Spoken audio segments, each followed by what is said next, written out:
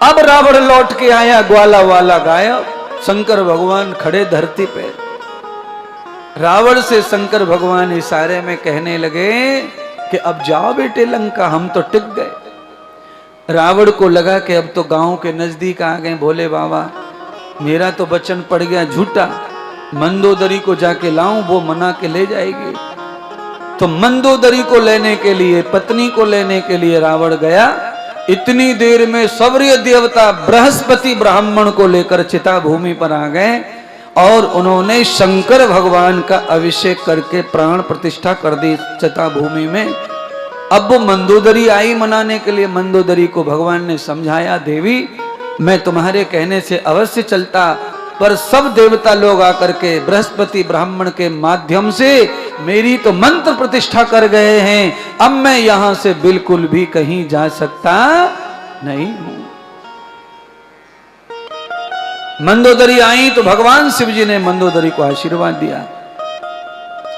सारे देवताओं को भगवान ने वरदान दिए और चिता भूमि में स्थापित देवताओं ने किया। इसीलिए भगवान ने अपनी महिमा बताई, देवताओं चिता भूमि में मेरा नाम वैद्यनाथ होगा, मैं वैद्यनाथ महादेव के नाम से प्रसिद्ध होऊंगा और जो भी चिता में रोगी आएगा सारी की सारी रोग उसके मैं भस्म कर दूंगा और मैं उसकी बॉडी की समस्त राख को पवित्र बनाकर अपनी भस्मी बना करके लगा दूंगा। इतनी पवित्र हो जाएगी, मेरे धाम में जो भी आ जाएगा और मेरे भस्म में भस्मी बन जाएगा, उसके संपूर्ण रोगों का नाश हो जाएगा। भस्मी बनने का मतलब केवल राख नहीं है बंधुओं, भस्मी बनने का मतलब केवल राख नहीं है। गोस्वामी तुलसीदास कहते हैं कि भस्मी बनने का मतलब होता है कि मैं हरि को भजूं तो हरि को ही हो जाओ, हरि को भजो सो हरि को होई।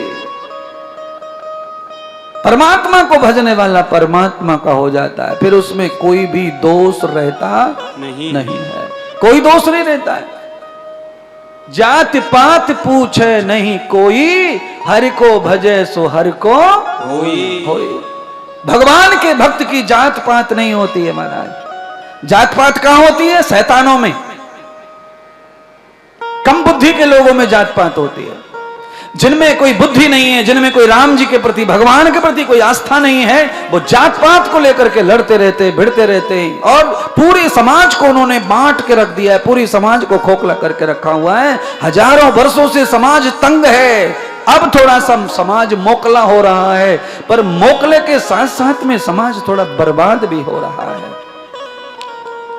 दबे तबके के लोग, पिछड़े लोग, गरीब लोग, जिनको छोटी जाति कह के दबा के रखा, वो लोग अब थोड़े ऊपर आ रहे हैं, पर आतंक भी साथ में है। ये थोड़ा ठीक नहीं है। उनका ऊपर आना मुझे बहुत पसंद है, उनको सम्मान मिलना मुझे बहुत पसंद है, उनको नौकरी चाकरी पढ़ाई लिखाई मिलना बहुत पसंद है, वो संत महात्मा बने बहुत अच्छी बात है, पर बदमाशी करना तो अच्छी बात नहीं है।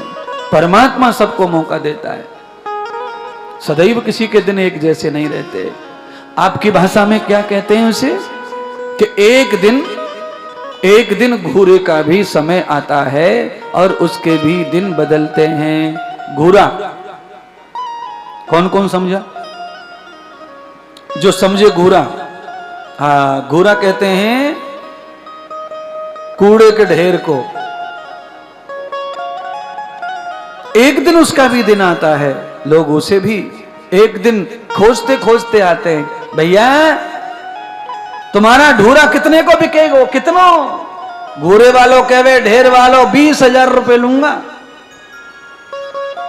20,000 में खेत में खरीद लेता है किसान, उसकी वैल्यू हो जाती है। एक दिन उसका भी दिन आता है। तो संसार में जितने भी दबे तबके चबके लोग हैं, सबका दिन भगवान लाए, सबका आया है। हमेशा कभी कोई चीज एक जैसी नहीं रहती है।